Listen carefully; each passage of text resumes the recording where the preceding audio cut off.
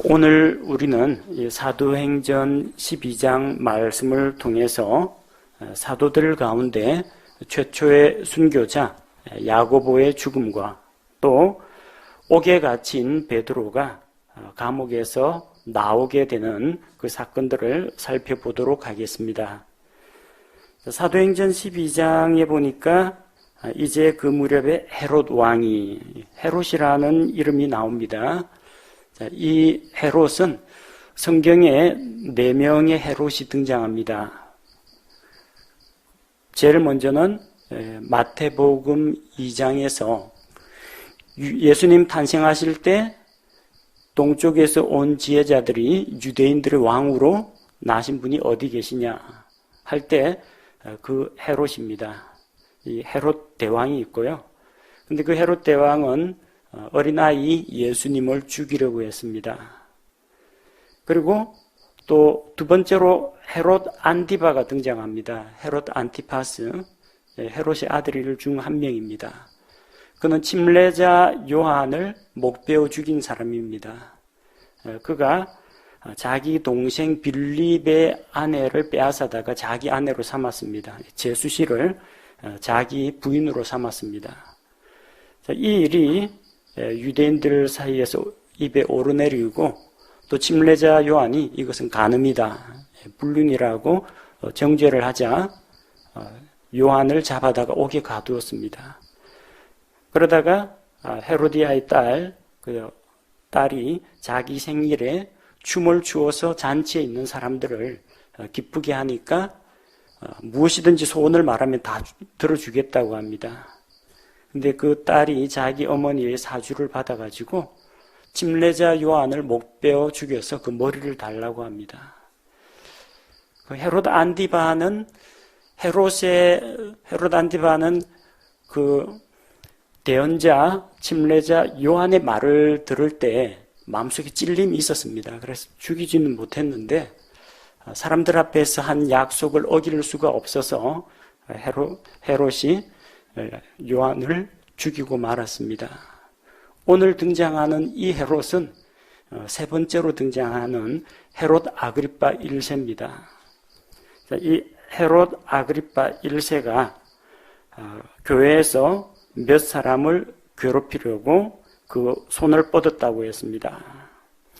이제 그 무렵이라는 건 그 사도행전 11장 그 무렵을 말합니다.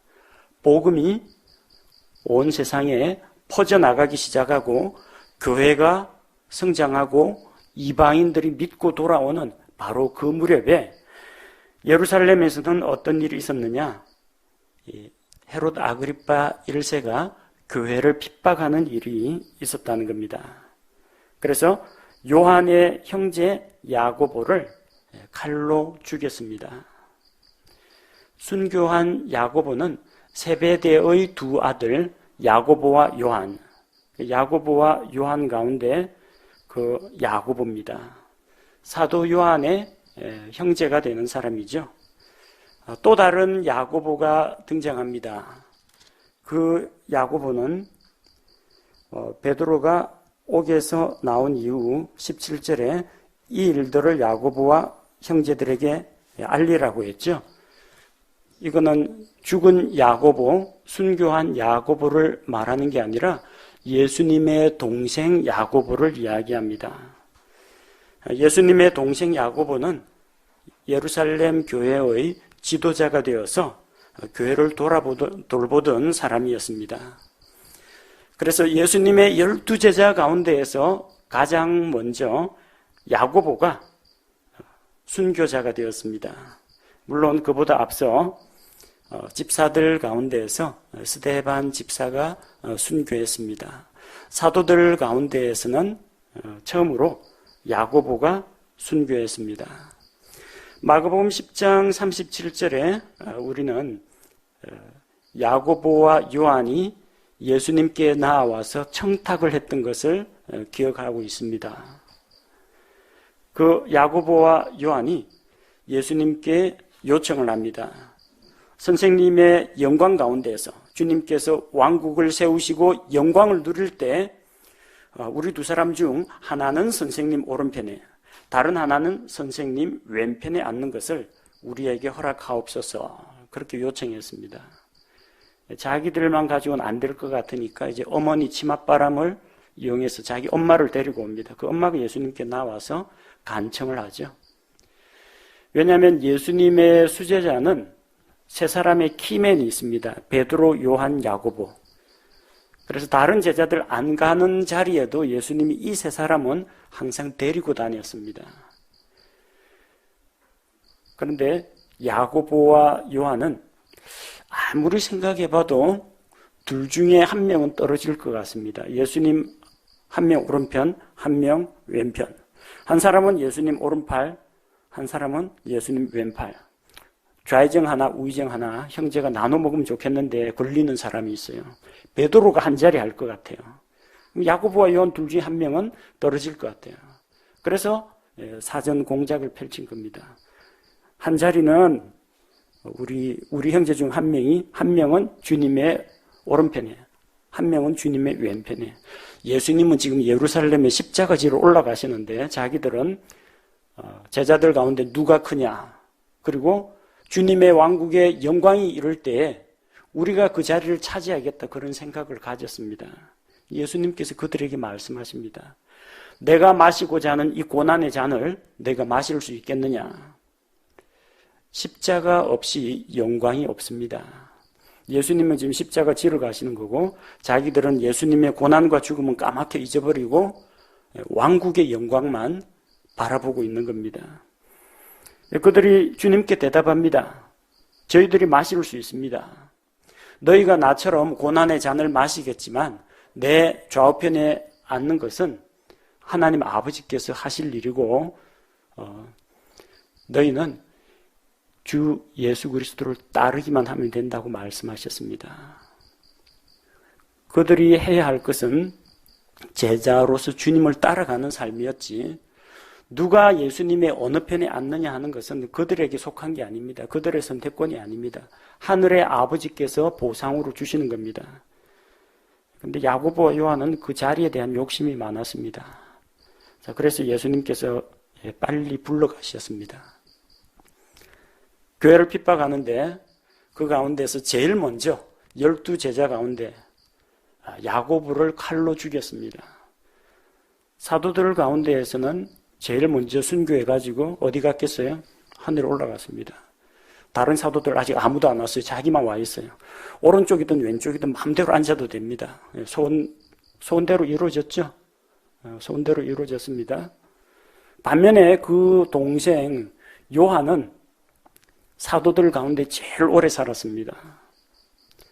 장장 AD 1세기경까지 살았습니다. 거의 100세 다 돼가지고 늙어 죽었습니다. 왜 순교를 못했느냐? 다른 제자들 예수님 버리고 다 도망갔어요. 근데 요한은 혹시나 십자가에서 대반전이 일어날지도 모른다, 그런 생각에 십자가 밑에까지 따라갔습니다. 다른 제자들은 다 숨고 도망쳐버렸는데 십자가 밑에 가서 만약에 딴 제자들은 다 도망갔는데 예수님이 십자가에서 하늘의 왕국을 선포하고 기적을 일으키고 로마 제국을 갈아엎으면 자기는 1등 공신이 됩니다. 딴 제자들은 예수님을 배반하고 떠났고 자기는 고통의 장소, 고난의 십자가 밑에까지 따라갔기 때문에 어떤 일이 일어나는지 끝까지 보려고 따라갔다가 혹을 하나 얻게 됩니다.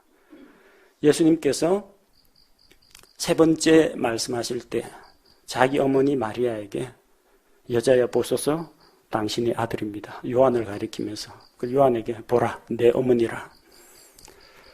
그래서 그 이후로 예수님의 제자 요한이 예수님의 어머니 마리아를 자기 집에 모시고 복양합니다.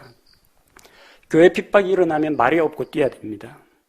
주님께서 자기 어머니를 부탁했기 때문에 이 마리아가 죽으면 안 됩니다. 고난이나 핍박이 일어날 때마다 순교 안 하고 이리 피하고 저리 도망가고 나중에 에베소까지 도망갑니다. 다른 제자들, 다른 성도들 앞에서는 저 비겁자, 배신자, 순교를 두려워하는 주의 종, 이런 비난을 들었을지 모르지만 어쨌든 죽고 싶어도 죽을 수가 없어요. 예수님이 십자가에서 마지막으로 마리아를 부탁한다고 맡겼기 때문에 그래서 오래오래 삽니다.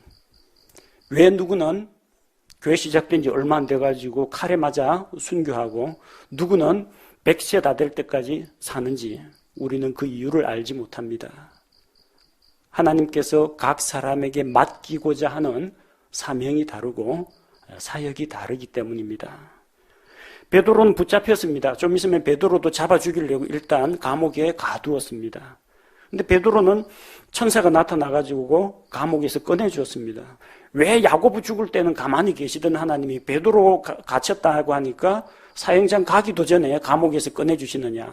왜 하나님은 불공평하느냐? 아니 모 형제는 이런 식으로 또 모 형제는 이렇게 됐는데 나는 왜 이 모양 이 꼴이냐? 여러분 원망하고 불평할 필요가 없습니다. 베드로는 그가 걸어야 할 십자가가 있습니다. 야고보는 그가 감당해야 될 십자가가 있습니다. 요한에게는 그가 맡아서 지고 가야 할 그 십자가가 있었던 것입니다.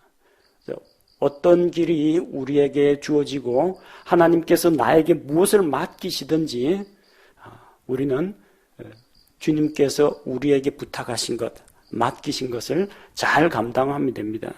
남이 뭐 하는지, 다른 사역자가 뭐 하는지, 다른 형제의 집안이 어찌 되는지 너무 크게 관심 갖지 마십시오. 자꾸 그런데 눈 돌리고 하다 보면은 목표를 놓치기 쉽습니다. 우리는 주님을 따라가야 합니다. 다른 사람과 비교하거나 눈치 볼 것이 아니라 주님을 따라가야 합니다. 3절에 보니까 야고보를 칼로 죽이니까 유대인들이 아주 열렬히 좋아합니다. 사도들 가운데 한 명 죽었다고 하니까.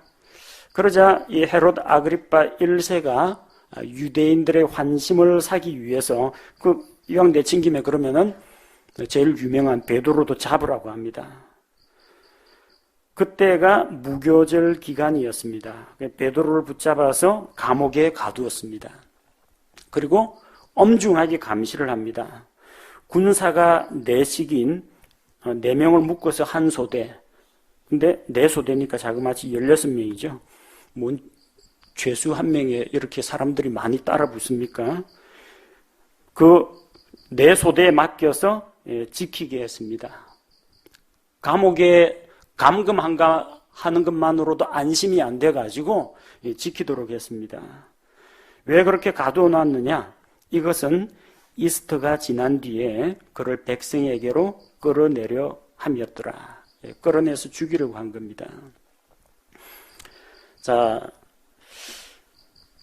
개역 성경의 사도행전 12장 4절을 보면은 6월절 후에 백성 앞에 끌어내고자 하더라 이렇게 기록되어 있습니다. 근데 우리 킹제임스 성경에는 이스터가 지난 다음에 백성에게로 이 베드로를 끌어내고자 했다 그렇게 기록되어 있습니다.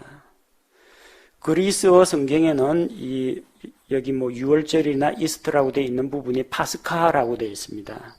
파스카라는 말은 6월절이라는 뜻도 있고 이스터라는 뜻도 있습니다. 그런데 3절을 보니까요. 베드로를 붙잡은 것이 무교절 기간이라고 했습니다.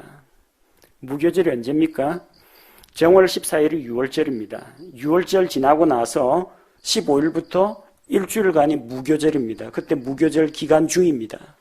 자, 무교절 기간 중이라면 6월절은 앞으로 오는 날이 아니라 6월절은 이미 지나갔습니다. 그러니까 무교절 기간 중에 6월절 지나면 끌어내겠다. 이건 말이 안 된다는 이야기입니다. 내년 6월절 말하는 거 아닙니까? 그러지는 않습니다. 유대인들의 환심을 살려고 지금 죽이려고 하는데 뭘 베드로를 1년 동안이야 살려둡니까? 당장 다음 날이라도 끌어내 죽이려고 하는 겁니다. 이것은 6월절이 아니라 이스터가 맞습니다. 이스터는 부활절 아닙니다. 이 당시에는 부활절이라는 그런 행사가 제정되기 이전입니다. 이스터는 뭐냐? 이스터는 이교도들의 여신, 봄의 여신의 이름이 이스터입니다. 근데 기간이 그 예수님 부활하신 그 시기하고 춘분 그 무렵, 춘분이 지나고 보름달이 뜨고 그 다음에 첫 번째 맞이하는 주일이 이스터입니다. 이교도들의 계산 방식입니다. 오늘날 전 세계에서 지키는 부활절을 바로 이런 식으로 계산합니다. 뭐 기준요? 춘분. 봄을 알리는 춘분이 지나고 보름달이 뜨고 맞이하는 첫 주일이 부활절입니다. 부활절이 해마다 어떤 때는 3월달이 있다, 어떤 때는 5월달 갔다 왔다 갔다 합니다. 성경에 부활절이 그런 식으로 되어 있습니까? 예수님께서 유월절 어린 양으로 죽으신 이후에 셋째 날에 부활하셨습니다. 뭐 기준으로 해야 되느냐면 유대인들을 유월절 기준으로 딱 살 계산하면 됩니다. 왜 충분히 필요하고 보름달이 필요합니까? 이거 이교도들이 봄의 여신을 기다리는 축제 시기하고 맞추려고 만든 것이 이스터 축제입니다. 헤롯이 이스터가 지난 다음에 베드로를 처형하려고 한 게 헤롯이 부활절 절기를 지킨 게 아닙니다. 헤롯은 불신자입니다. 그리고 이 시기에는 아직 부활절 행사가 없었습니다. 그 당시 이스터라는 것은 이교도의 여신 축제입니다. 헤롯은 그리스 문화를 받아들였기 때문에 그 이스터 여신 축제를 지킨 겁니다. 이교도들의 그런 축제에는 항상 춤과 시끄러운 음악과 그리고 잔혹한 일, 사람을 제물로 바치는 이런 일들이 벌어집니다. 그래서 이 이교도 축제 기간이 지나면 백성들 앞에서 베드로를 죽여가지고 흥분하는 백성들 앞에서 그가 환호를 받으려고 계획했던 겁니다. 그런데 그의 뜻대로 이루어지지는 않습니다. 하나님께서 베드로를 감옥에서 구출하셨기 때문입니다. 5절에 보니까 베드로는 감옥에 갇혔으나 교회는 그를 위하여 끊임없이 하나님께 기도했다고 했습니다. 교회는 예배당 건물이 아닙니다. 목사가 어디 감옥에 가면 예배당 건물이 기도합니까? 예배당 건물은 기도하지 않습니다. 교회가 기도합니다. 교회가 무엇입니까? 건물이 아니라 성도들을 이야기합니다. 예수 그리스도를 믿고 구원받은 성도들이, 그 성도들의 연합체가 교회입니다. 교회는 그를 위하여 하나님께 기도했습니다. 뭐라고 기도했습니까? 그를 위하여, 베드로를 위하여 기도했습니다. 하나님 제발 베드로를 풀어주십시오라고 기도한 것도 아니고요. 하나님 베드로가 순교함으로 말미암아 모든 성도들이 강한 도전을 받고 용기를 얻게 해주십시오. 이런 기도도 아닙니다. 그래서 하나님 앞에서 내가 소원하는 바를 이야기하고 내 뜻을 관철시키는 것이 기도가 아니라는 겁니다. 베드로를 통해서 하나님의 선하신 계획과 뜻이 이루어지도록 기도했던 것입니다. 그리고 베드로가 풀려나면 이것이 복음의 진보가 되기를, 그리고 베드로가 만약에 순교하더라도 남아있는 성도들이 놀라거나 낙심하지 않고 더욱더 강하고 담대하게 복음을 전할 수 있도록 온 교회가 합심해서 기도했던 것입니다.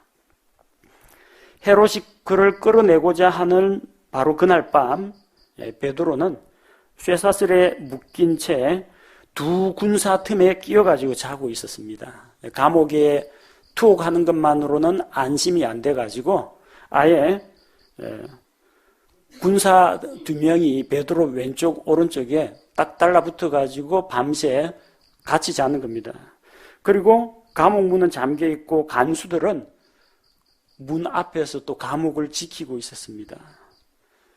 철두철미한 그런 경계 가운데에서 베드로를 지키고 있었습니다. 그런데 주의 천사가 나타나니까 감옥 안에 빛이 납니다. 천사가 나타나서 베드로의 옆구리를 쳐서 일어나게 했습니다. 빨리 일어나라 하니까 베드로를 결박하고 있던 그 사슬이 풀어져서 흘러내렸습니다. 베드로는 아직 제정신이 아닙니다. 천사가 베드로에게 이르되 띠를 띠고 내 신을 동여매라 하거늘 그가 그대로 하니 천사가 또 내 옷을 입고 나를 따라오라고 합니다. 유대인들은 이 허리에 띠를 묶음으로써 사람이 몸에 힘을 쓸 수가 있게 됩니다. 그리고 그들의 신발은 샌들입니다. 샌들이기 때문에 이 신발끈으로 신발 발등 부분을 조여줘야 됩니다. 그 다음에 옷을 차려입고 이러면은 길을 떠나야 할 준비가 다 된 겁니다. 그래서 이런 준비를 하고 천사를 따라갑니다. 그때까지는 베드로가 지금 비몽사몽간이라 자다가 깬 상태라서 이게 꿈인지 생신지 환상인지 제대로 분간을 못하고 있었습니다. 베드로도 참 태평하죠. 다음 날이면은 처형당할 텐데 마음 느긋하게 잠을 자고 있다는 게, 그것도 얼마나 깊이 잠들었는지 천사가 옆구리를 쳐가지고 깨울 정도로 고나게 자고 있었다는 겁니다. 마음의 평안을 유지하고 있는 사람은 뭐 자기 침대에서 자거나 감옥 안에서 자거나 쇠사슬로 묶여 있거나 그런 거 신경 쓰지 않고 이렇게 평온한 잠을 잘 수가 있습니다. 천사를 따라가니까 첫째와 둘째 감방을 지나서 도시로 나가는 그 쇠문에 이르자 문이 또 저절로 열립니다. 그리고 한 거리를 지나가니까 천사는 그를 떠납니다. 그제서야 베드로가 이제 정신이 들었습니다. 이게 내가 환상을 보는 게 아니라 진짜 내가 갇혀있던 감옥에서 나왔구나. 또 이렇게 하심으로 하나님께서 천사를 통해서 나를 헤롯의 손에서 건져주셨다라는 것을 알게 됩니다. 또 유대인들이 기대하는 바 베드로도 처형되는 것을 그렇게 보고 싶어 했습니다. 그런데 그런 유대인 백성들의 기대를 무산시키고 하나님께서 그를 건져주셨다는 겁니다. 그래서 자기가 그 겪은 일을 깊이 생각한 다음에 마가라 하는 요한의 어머니 마리아의 집으로 갔습니다. 왜냐하면 거기에 많은 사람이 함께 모여 기도하고 있었기 때문입니다. 5절에 보니까 교회는 그를 위하여 끊임없이 하나님께 기도했다, 그렇게 기록되어 있고, 12절에 마가 요한의 어머니 마리아의 집에 많은 사람이 함께 모여 기도하고 있었다, 이렇게 기록되어 있습니다. 두 가지 정보를 합쳐보면 예루살렘 교회 성도들은 어디에서 모였느냐? 마가 요한의 집에서 모여서 예배를 드리고 교제를 나누었습니다. 우리 흔히들 오순절 성령 강림 사건을 이야기할 때 마가다락방 이야기하죠. 왜냐하면 그 많은 120여 명의 성도들이 들어가서 함께 기도할 정도로 그 다락이 그렇게 컸다는 겁니다. 그 정도 되려면은 그 집안이 상당히 부자여야만 됩니다. 그래서 마가복음에 나오는 부자 청년이 혹시 마가 본인이 아닌지 그렇게 추측하는 분도 있고, 또 예수님께서 6월절 잔치 최후의 만찬을 어디에서 가질 것인가, 여기에 대해서 예수님께서 제자들에게 물 한 동이를 가지고 가는 사람을 따라가라. 그러면은 크고 넓은 예비된 다락방을 보일 테니까 거기에서 만찬을 갖자고 주님께서 말씀하십니다. 그게 아마 마가 다락방이라고 추측됩니다. 예루살렘 교회는 마가 요한의 집에서 모여 예배를 드리고 교제를 나누었습니다. 이 마가 요한은 25절에 다시 등장합니다. 바나바와 사울이 자기들의 사역을 마치고 마가 요한을 예루살렘에서 데리고 옵니다. 부잣집 도련님입니다. 그리고 13장 가면은 사도 바울 선교여행, 1차 선교여행 때 요한이 따라갑니다. 물론 도중에 떨어져 나가긴 합니다만 마가 요한이 여기 소개되고 있습니다. 베드로는 성도들이 모여서 기도하고 있을 마가 요한의 집으로 가서 이제 문을 두드렸습니다. 그러자 로다라고 하는 여자아이가 그 두드리는 소리를 듣고 나왔다가 베드로의 음성을 알아듣고 바깥 문을 열기도 전에 안쪽으로 달려 들어가서 베드로가 바깥 문에 서 있다고 소리칩니다. 일단 문 열고 베드로를 데려오는 게 더 급선무인데 너무나 기쁜 나머지 안에서 기도하고 있는 성도들에게 소식을 전하러 간 겁니다. 그래서 베드로가 지금 풀려나서 문 앞에 있다고 하니까 사람들이 뭐라고 합니까? 미쳤다고 합니다. 이 미쳤다고 하던 사람들이 누굽니까? 베드로를 위해서 기도하고 있던 사람들입니다. 자기들이 기도했는데 자기들도 기도 응답을 믿지 못하고 있었다는 이야기입니다. 로다가 아무리 이야기해도 미쳤다고 합니다. 그녀가 확고하게 확신을 가지고 말하자 그러면은 아마도 베드로를 수호하는 그의 천사일 것이라고 이야기합니다. 천사는 사람하고 비슷하게 생겼습니다. 그것도 다 남성의 모습, 20, 30대 젊은 청년의 모습을 하고 있습니다. 그래서 아마 그의 천사일 것이라고 이야기를 합니다. 마태복음 18장 10절에 나오죠. 하늘에서 그들의 천사들이 하늘에 계신 내 아버지의 얼굴을 항상 바라보느니라. 어린아이를 업신여기지 말라고 했습니다. 그 어린아이를 돌보는 그 천사가 하나님 앞에서 대면해서 그 아이에 대한 것을 보고해야 되기 때문입니다. 사람들이 믿어주지를 않고 이 로다라는 여자아이의 마음은 얼마나 답답하겠습니까? 근데 베드로가 계속해서 문을 두드리니까 사람들이 일단 이 밤중에 누구야 하고 이제 문을 열어봅니다. 그리고 베드로를 보고 깜짝 놀랍니다. 하나님께 기도를 하다가 기도 응답이 왔는데도 불구하고 쉽게 받아들이지 못할 때도 있다는 겁니다. 이 사람들이 믿음이 없이 불신의 생각을 가지고 기도했던 건 아닙니다. 그러나 이렇게나 빨리 기도 응답이 올 줄은 자기들도 예상치 못했던 겁니다. 또 정말로 베드로가 이렇게 자기들 눈앞에 어떤 석방 과정을 거치거나 이래서 오는 게 아니라 자기 발로 옥문에서 걸어서 나와서 교회까지 올 줄은 아무도 상상하지 못했던 겁니다. 예, 그렇습니다. 하나님의 기도 응답은 사람들이 상상할 수 없는 크고 놀라운 방식으로 이루어질 때가 있다는 것입니다. 예, 기도하다가 기도 응답받고 놀라지 마십시오. 그런 일을 우리도 겪을 수가 있습니다. 베드로가 이 형제들을 잠잠하게 하고 주께서 자기를 감옥에서 데리고 나오신 일을 그들에게 밝히 말합니다. 자, 주체가 누구로 되어 있습니까?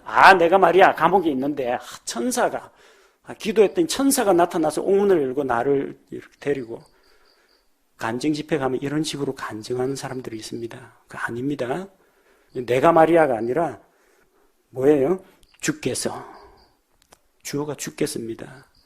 주께서 나를 감옥에서 건지셨습니다. 이게 우리의 올바른 신앙 고백이요 간증입니다. 놀라운 경험을 했지 않습니까? 천사도 보았습니다. 쇠사슬이 풀어집니다. 성문이 저절로 열립니다. 나는 이런 것을 경험했다 하고 자기 자랑을 하는 것이 아니라 누가 했어요?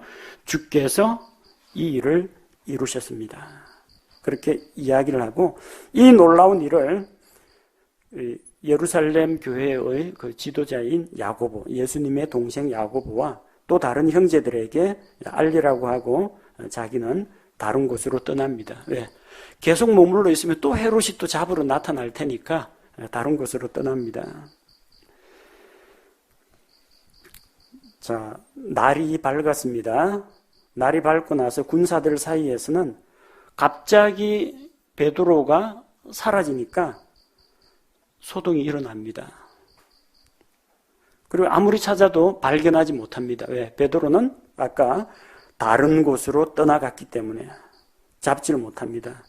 헤롯은 화가 나서 간수들을 신문하여 그들을 죽이라고 명령합니다.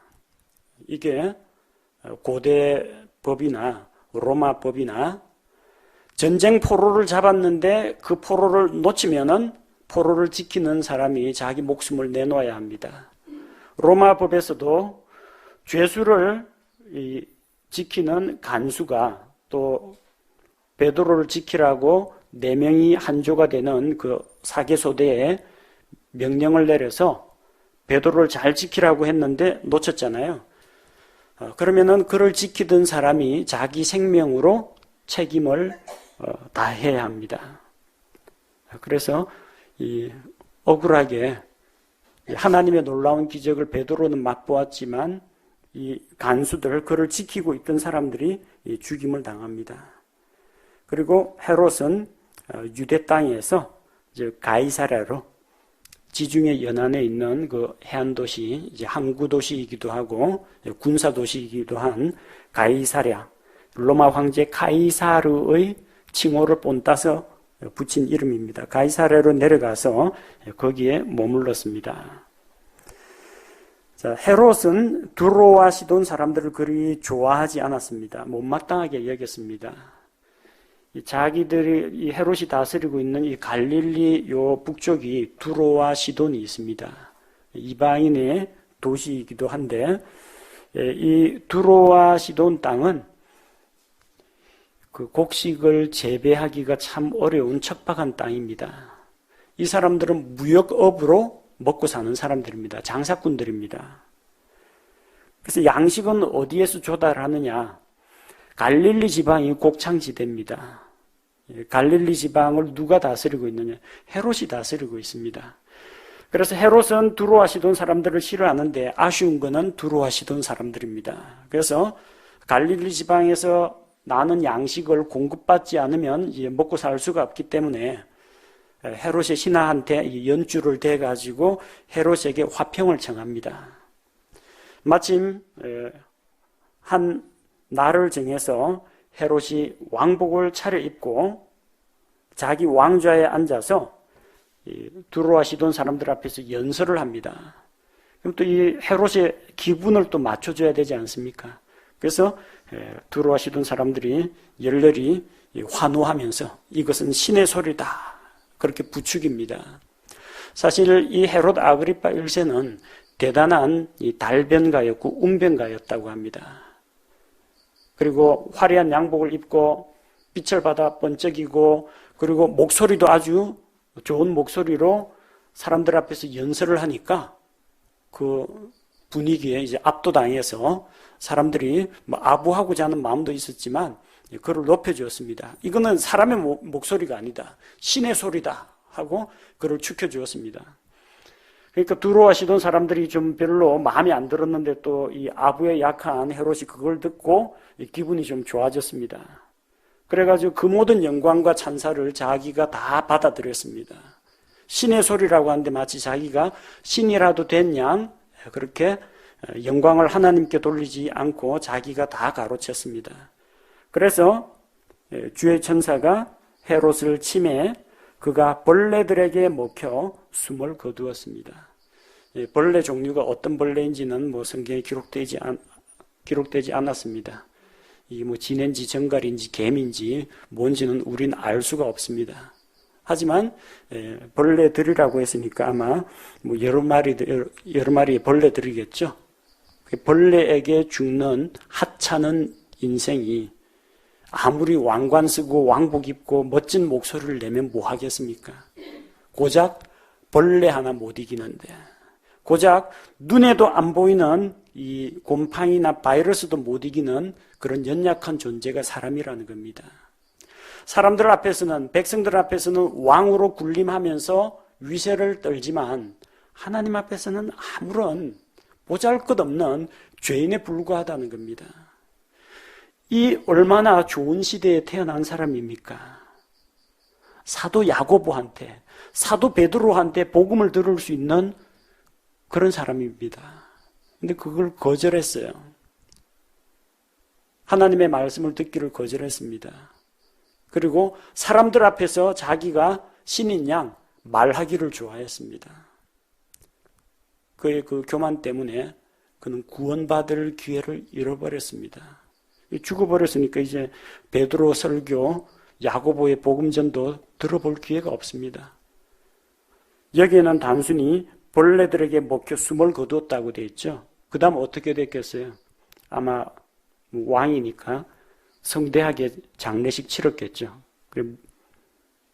그래서 장사 지냈을 겁니다. 그 혼은 어디 갔을 것 같아요? 안 믿고 죽었으니까 지옥 갔겠죠. 화려한 장례식이 일어나는 그 시간에 그는 뜨거운 지옥불에서 불타고 있었을 겁니다. 사람들을 잡아가두고 죽이고 그야말로 그 지방 안에서는 절대 권력을 갖고 있는 헤롯이었지만 살아있는 동안에 자기 죄의 문제를 해결하지 못하면 그가 아무리 왕이라도 명연설가라도 아무리 큰 권세와 영광을 갖고 있어도 벌레에게 먹혀 죽고 뜨거운 지옥불에 던져지는 나약한 인생이라는 겁니다. 우리가 경계를 받아야 됩니다. 하나님 앞에서 교만한 마음을 품지 말아야 합니다. 자기 자신을 낮춰야 합니다. 내게 이루어진 놀라운 일로 나를 미화하고 자랑하기보다는 주께서 이렇게 하셨습니다. 베드로처럼 하나님께 영광을 돌려야 합니다. 하나님의 말씀을 핍박하고 교회 성도들을 핍박하던 헤롯 아그리파 1세는 이렇게 비참한 죽음을 맞이하고 또 지옥에 들어갑니다. 그러나 24절 그러나 핍박을 받던 그 하나님의 말씀은 자라고 크게 불어났습니다. 말씀이 자라났다는 게 이 하나님의 말씀이 고정되어 있는데 말씀에 군더더기가 더 붙었다는 이야기가 아닙니다. 말씀에는 생명이 있습니다. 생명이 있는 것은 자랍니다. 썩은 씨앗, 살아있는 씨앗 어떻게 구분합니까? 물을 주면 살아있는 씨앗에는 물을 머금고 싹이 나고 자랍니다. 죽어있는, 썩어있는 씨앗에 물 주면 썩습니다. 싹 안 나옵니다. 살아있는 하나님의 말씀은 자랍니다. 이 성경책이 무럭무럭 자라는 게 아니고요. 사람들의 마음속에 떨어져 있는 그 말씀이 그 사람 안에서 자라서 그의 믿음을 성장시키고 꽃이 피고 열매가 맺게 하는 것입니다. 교회는 성장합니다. 하나님의 말씀을 통해서 성장합니다. 말씀이 선포되고 성도들이 말씀을 받아들이고 그 말씀에 순종하고 그 말씀을 따라 살고자 할 때 말씀이 불어나고 자라는 그런 놀라운 일이 일어납니다. 25절에 바나바와 사울은 자기들의 사역을 마치고 했죠. 그 사역이 무엇이냐면은 사도행전 11장에 나온 유대에 거하던 형제들에게 구호금을 보내기로 안디옥 교회에서 결정했습니다. 그래서 구호금을 걷어서 바나바와 사울의 손에 맡겨 예루살렘에 있는 장로들에게 보냈습니다. 바나바와 사울이 안디옥 교회의 구호금을 가지고 예루살렘에 전달하는 구제 사역을 하고 돌아왔습니다. 돌아오는 길에 마가라 하는 이름의 요한, 아까 예루살렘 교회 성도들을 위해서 자기 집을 제공한 그 마가 요한입니다. 그 마가 요한을 데리고 예루살렘에서 돌아왔습니다. 이 마가 요한은 바나바의 조카입니다. 그런 아저씨 바나바가 있기 때문에 그 바나바를 따라서 그도 아마 안디옥에 같이 따라오게 된 모양입니다. 그리고 나중에 바나바와 사울이 1차 전도 여행 갈 때 마가 요한도 따라가게 됩니다. 오늘 사도행전 12장을 보면은 하나님께서 자기의 성도들을 어떻게 지키고 보호하시는지 나타나 있습니다. 옥문이 열리는 기적이 일어납니다. 쇠사슬이 풀립니다. 성문이 저절로 열립니다. 하나님께서 자기 성도들을 지키고 보호하기로 작정하시면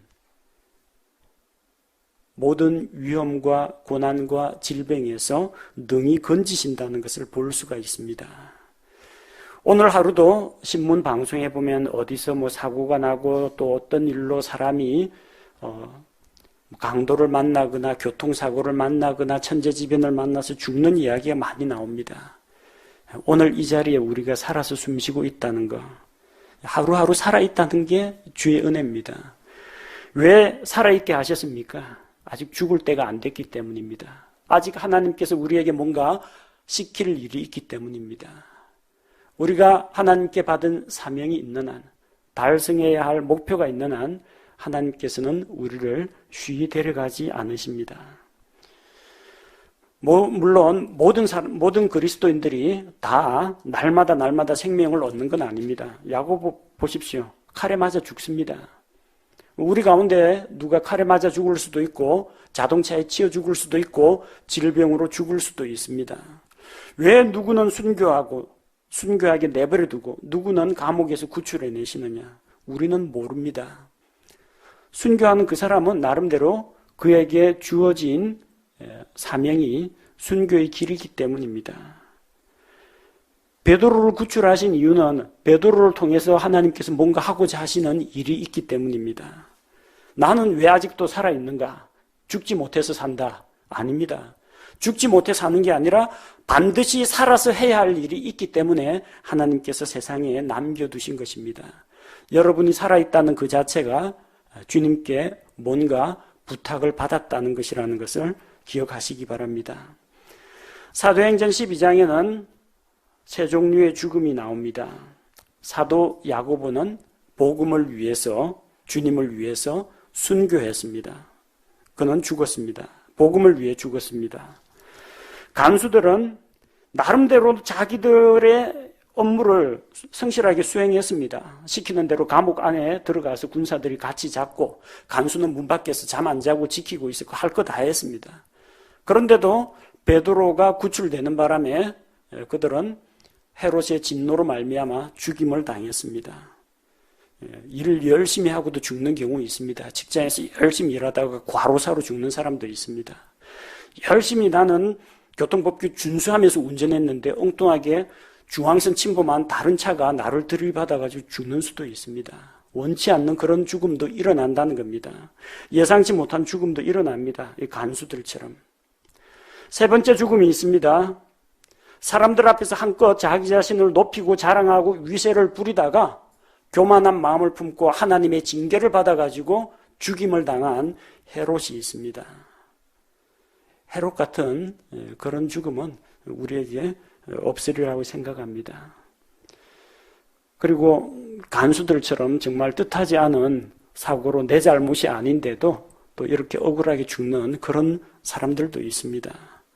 우리가 기대하는 죽음은 무엇입니까?